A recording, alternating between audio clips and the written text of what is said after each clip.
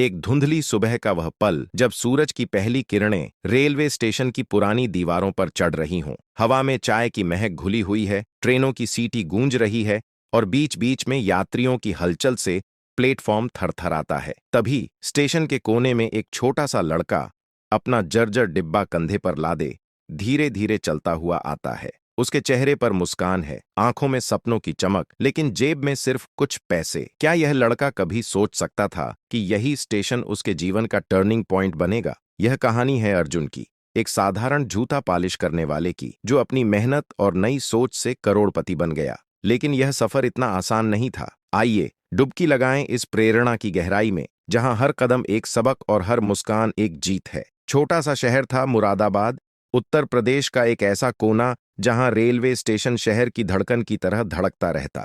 सुबह के 4 बजे, जब दुनिया अब भी सो रही होती, अर्जुन की आंखें खुल जातीं। वह एक पुरानी झोपड़ी में रहता था, जहां छत टपकती थी और दीवारें हवा से सरसरातीं। उसके माता पिता, वे बचपन में ही चले गए थे, एक सड़क हादसे में। तब अर्जुन सिर्फ 8 साल का था। रिश्तेदारों ने उसे संभाला, लेकिन जल्द ही वह खुद का सहारा बन गया। भूखे पेट सोना नहीं, काम करना पड़ेगा, यही उसके जीवन का पहला मंत्र था।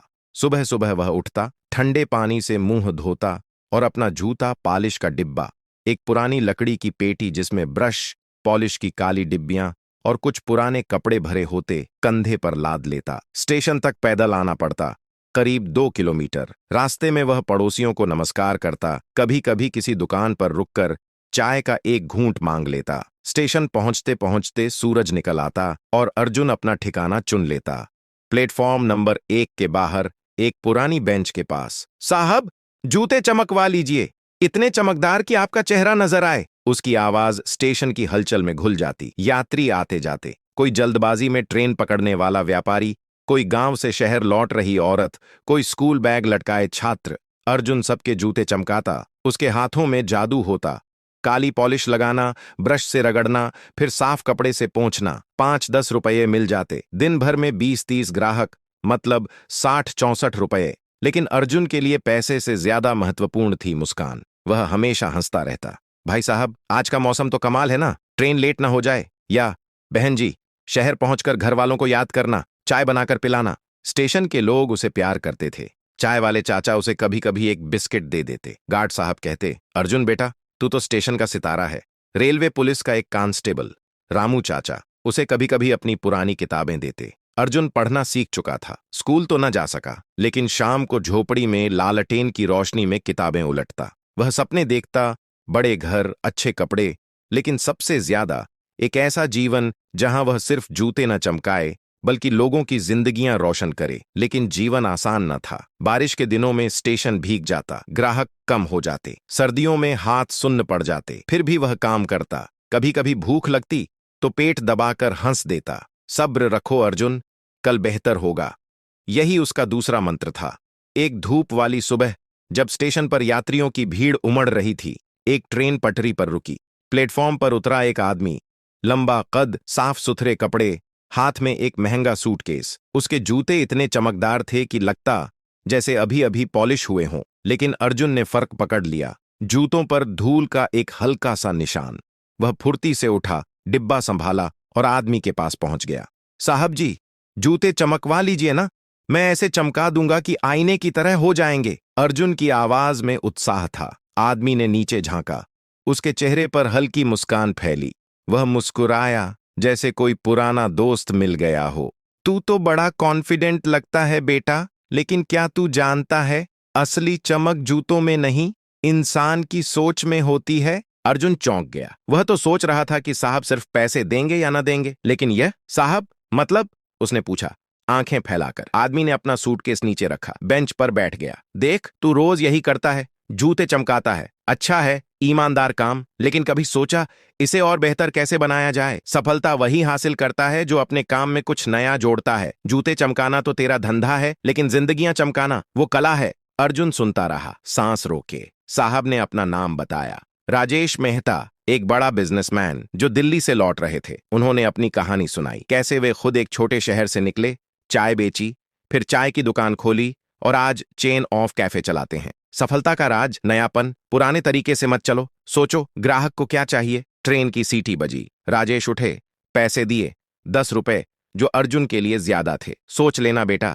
इतना कहकर वे चले गए। उस रात अर्जुन की नींद उड़ी। झोपड़ी में लेटा छत को देखते हुए सोचता रहा, मैं तो सिर्फ जूते चमकाता हूं, क्या इसमें नया जोड़ सकता हूं? लोग आते हैं, पैसे देते जाते हैं, लेकिन अगर अगर मैं उन्हें कुछ और दूं, कुछ ऐसा जो उनके दिल को छुए। सुबह तक वह थक गया, लेकिन एक आइडिया आया, प्रेरणा, छोटे छोटे संदेश। वह एक पुरानी कॉपी निकाली, पेन से लिखा, अगर मेहनत सच है तो सफलता उसका इनाम है। अगले ग्राहक को जूते चमकाने के बाद पैसे के साथ यह कागज का टुकड़ा दिया। ग्राहक, एक मध्यम आयु का व्यापारी, पढ़ा, मुस्कुराया, वाह बेटा, तू तो फिलोसोफर है। धीरे धीरे यह आदत बनी, हर ग्राहक को एक नया संदेश। कभी सपने वो नहीं जो सोते हुए देखे जाते, बल्कि वो जो जागते हुए पूरे किए जाते हैं। कभी छोटी शुरुआत से बड़ा सफर तय होता है।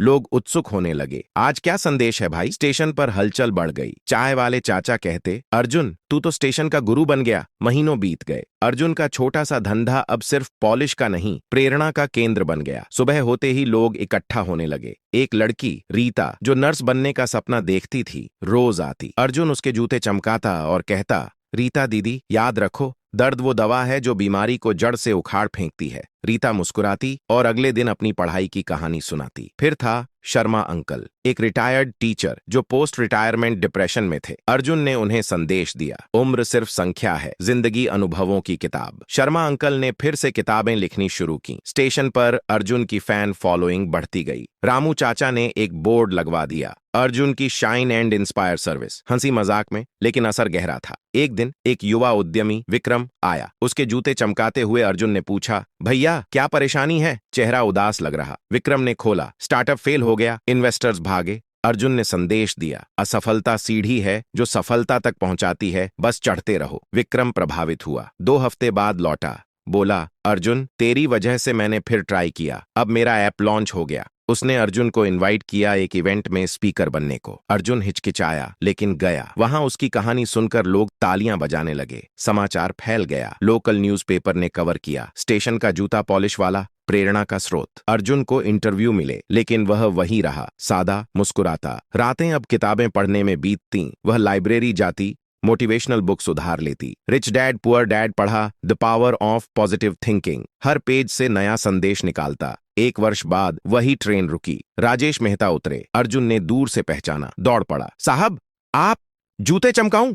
राजेश चौंके। अर्जुन, तू बदला नहीं लेकिन चमक गया लगता है। उन्होंने सुना था अर्जुन की कहानी।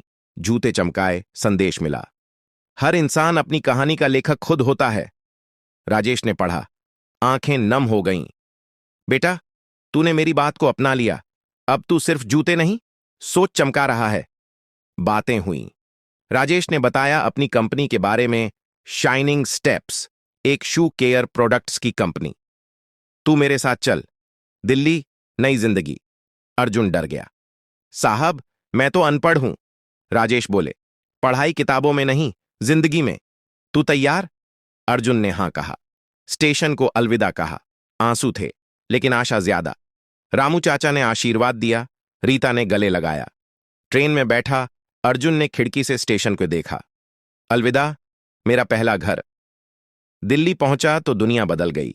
ऊंची इमारतें, तेज रफ्तार, भीड़।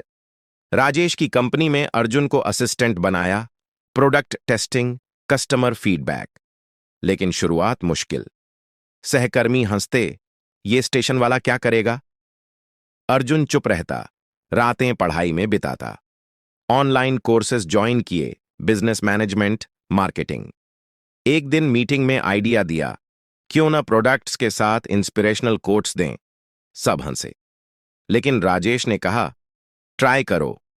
लॉन्च हुआ, shine with soul range, polish के डिब्बे पर कोट्स प्रिंटेड। बिक्री दोगुनी हो गई। कस्टमर्स लिखते, ये तो जूते ही मूड चमकाता है। अर्जुन सीखता गया, ट्रैवल्स में जाता, नेटवर्किंग करता। दोस्त बने, एक मार्केटर नेहा, जो उसकी सोच की कायल हो गई। अर्जुन, तू रियल इंस्पिरेशन है। रोमांस की हल्की सी शुरुआत हुई, लेकिन अर्जुन फोकस्ड रहा, बिजनेस पर। चुनौतियां आईं, कंपटीशन बढ़ा, एक बड़ा ब्रांड ने मार्केट कैप्चर किया। कंपनी घाटे में, राजेश बीमार पड़े, अर्जुन ने संभाला। नाइट शिफ्ट, नए प्रोडक्ट्स, सोल शाइन ऐप जहां यूजर्स टिप्स शेयर करते। रिवर्सल आया, कंपनी प्रॉफिट में। राजेश ने कहा, अर्जुन, ये तेरी है। 3 साल बाद अर्जुन सीईओ बना। कंपनी का नाम बदला, ब्राइट सोल्स। अब factory, 500 employ, products global, America, Europe. लेकिन अर्जुन वही, सादा सूट, मुस्कान, ऑफिस में पहली चिट्ठी फ्रेम्ड। अगर मेहनत सच है, वह चैरिटी करता, स्ट्रीट चिल्ड्रन को ट्रेनिंग। नेहा से शादी हुई, एक बेटी हुई, नाम प्रेरणा। जीवन परफेक्ट लगता, लेकिन यादें बुलाती। मुरादाबाद का स्टेशन। एक दिन लौटा, सूट बूट में, लेकिन दिल वहीं। स्टेशन पर उतरा, लोग पहचाने नहीं। एक छोटा लड़का जूते चमका रहा था। अर्जुन पास गया। बेटा, जूते चमकवा लूं? लड़का हंसा। अर्जुन ने चमकाए और कहा, याद रखो, अपने काम को इतना अच्छा बना दो कि लोग काम ना याद रखें, तुझे याद रखें। भीड़ इकट्ठी। अर्जुन भैया, चीखें गूंजी। स्टेशन ने गले लगाया। उस रात शहर में स्पीच। दोस्तों, बड़ा बनने के लिए बड़ा काम नहीं, बड़ी सोच चाहिए।